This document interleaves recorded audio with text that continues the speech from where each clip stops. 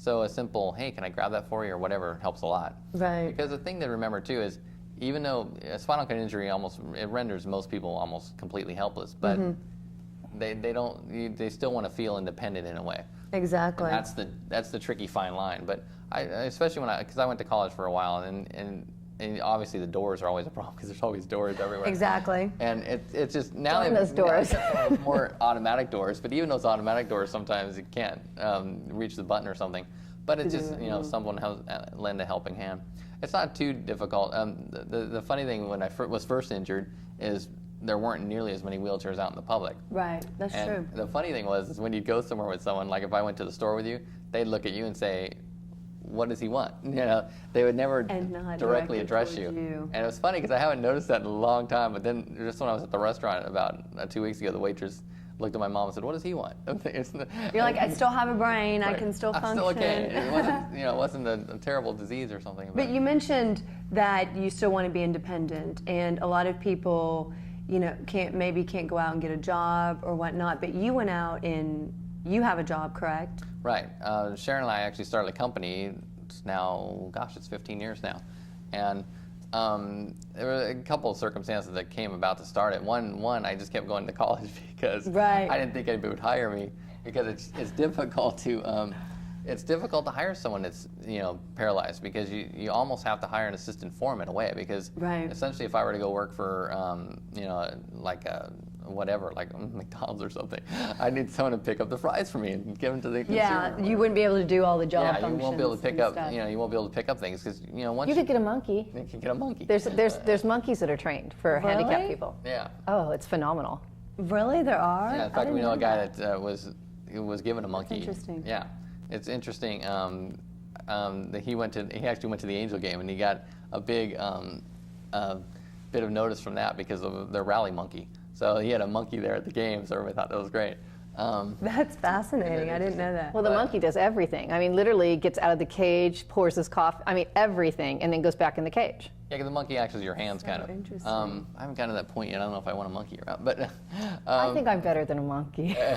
But they pick up things. Cause one of my biggest things, I drop everything. I'll have it first thing. I drop everything. You go in my office, there's 5 pens on the floor, and so you have that problem. But essentially, I kept going to school, and then fortunately, we had this opportunity where Sharon worked at a mortgage company, and we saw how they treated the public, and we thought we could do a better job. So we started that, and it was easy enough to start out of my home.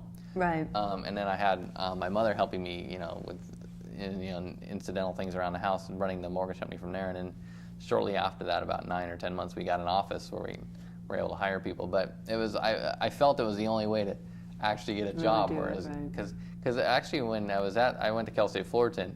And sometimes they'd have the career fairs, and I always was a little leery about going to them and thought, what are they going to think? What's he going to do for us? Yeah, exactly. So do you get any exercise? Is there any, because exercise is so prevalent in a lot of people's lives? What I do a lot that helps a lot is my father built a standing frame, and we had read that one of the, there were 5 big problems with spinal cord injury. What are those? One was all your muscles atrophy. So your muscles wear down to nothing. Right. Your bones, your bones become brittle, kind of like osteoporosis, but not quite. It's not the same cause, but they become brittle because they're not used.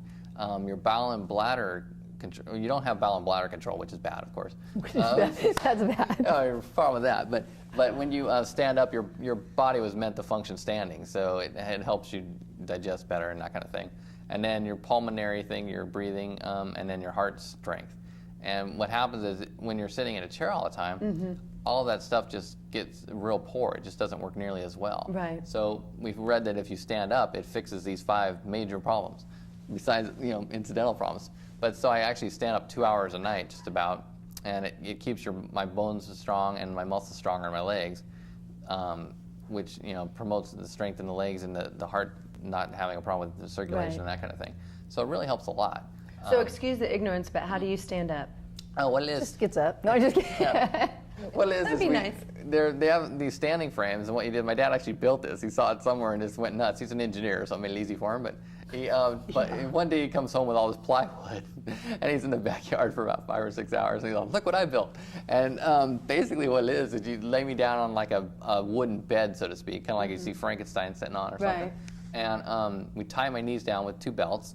We strap him to the Yeah, bed. strap me to the bed, tie my knees down, and strap my waist down. And then he built it with a removable back, so it's not like you're standing against the wall when you're standing up. So what happens is we rotate it, and the knees are held straight by the belts. So Wait, how are you rotating it? So you're laying It goes down like pivoting, this. yeah, goes up. and it pivots. Oh, and you go like exactly. this. And then we remove the top, and my arms go around the boards that are remaining from removing the top, and I just hold on basically for a couple hours. And it's really great because I mean it's neat. most of the exercise I do, and then the other exercise is just lifting weights and stuff.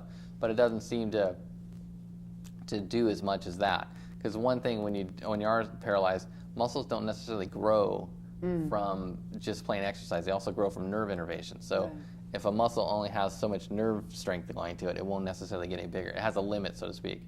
It won't get any bigger than what you've got it to, basically. Does your diet and what you eat have changed at all? I was getting really fat. Okay. He was. Because I was a Kinda cow. like- So, because what happens is since you can't exercise much, Right. and I wasn't even eating a lot. I mean, I used to have lean cuisines for lunch and not much for dinner. I wasn't like a pig by any means. But I was just noticing myself, and I don't know why my family didn't tell me. I got this picture of me getting my master's degree. And I didn't even know it was me. And they're looking at it. That's so funny. It was so funny because you look at the He's picture like a now and big you're all pumpkin. and just like, yeah, it's like a big Stay Puft Marshmallow guy or something. But I was like one of the early adopters of the Atkins diet years ago. It was like 5 years ago, and I tried it just for a couple weeks, and I lost a bunch of weight. So I did it for like 6 months, and then I dropped about 6 inches on waist size alone. You lose so. about 60 pounds. Well, I never weigh myself, so but Yeah. I went from like a 42 waist to like a 34 and 36. Well, that's fascinating because that's something that people who aren't in a wheelchair, Yeah. we take for granted, just being able to burn off the Right. calories just walking It wasn't like I was somewhere. like eating every candy bar I saw inside. I was Right. eating pretty light actually, and I just kept gaining weight year by year because there's no activity. Right. In fact, one of the guys I know that we see relatively frequently, he just keeps getting heavier and heavier each year. And he said, "How'd you do it?" I said, "Why? Only thing I could do is just not eat a lot of carbs, and that helped." And he was like, "I can't do that. I love bread." So I mean, he just kept. Unfortunately, he keeps getting bigger and bigger. He was trying to lose weight other ways, but it just wasn't working, low-fat diet and stuff. So, but that's a big problem is gaining weight, because you'll notice that's another way too. You can tell how high someone's level of injury is. If they're getting a big pot belly, they're probably broke their neck because they just can't burn that weight. And it just starts, and you'll notice their belly gets a little large. Whereas you see, a lot of people have seen the wheelchair race guys do the marathon, and they generally have great upper bodies because they broke their Right. back. And then, but they tend to, if you notice them, their legs tend to get real thin because they don't do like the standing exercise that I do. Okay. So, So you need to balance it. Well, see, the other thing is the standing up. The most important thing is we're hoping for a cure. We're never going to give up on a cure. We do our charity golf tournament every year so we can raise money for a cure. Right. And the thing is even if you come in with a cure and you have something that will heal somebody who's been paralyzed for a while, we want to make sure that he's got the muscles and the ability to actually use them once he does get a cure. Because if we got a cure and they repaired the spinal injury at the point where it was injured, if he stood up and his legs broke because they were too brittle, that's just defeating our purpose. Right. Whereas if you see some people that have been injured who don't stand up, their legs are like the size of your arms. They're like super small, and they're going to get healed, but they're not going to be able to use their limbs because they didn't take care So of they're it. going to have to continually, you have to continually do therapy. the stand they'll have up. to do more rehabilitation once they get cured, when they find a cure. So, it makes a So big your difference. golf tournament, you throw a golf tournament every year? Every year we do a charity golf tournament, and it was kind of funny how we fell into the golf tournament because our mom she's a little advocate. She is just like a spitfire. She's constantly going. And when we tell people how old she is, they're all, no way. She's like, everybody guesses her about 20 years younger than she is. But we're sitting there going, well, okay, well, if you figure out how old we are, you got to figure out how old Yeah, she is. exactly. But maybe we all just look young. No, it's just a thought. But one year I went and did a charity golf tournament with Christopher Nance, who was on the Channel 4 News. He did one every year. And my mom's sending out letters to all her friends at Christmas time, asking for donations for the spinal injuries. Well, Christmas time is probably not the right time to ask for people for donations, but okay. So I looked at her one day and I go, why don't we just do a golf tournament? And I said it like I was kidding. And she looks at me, she's all, that's like such a great idea. So all of a sudden we're planning a golf tournament. That's our first year. We were told that in the first year of a charity golf tournament, if we were lucky, we would break even. Most often you lose about $5,000 the Right. first year.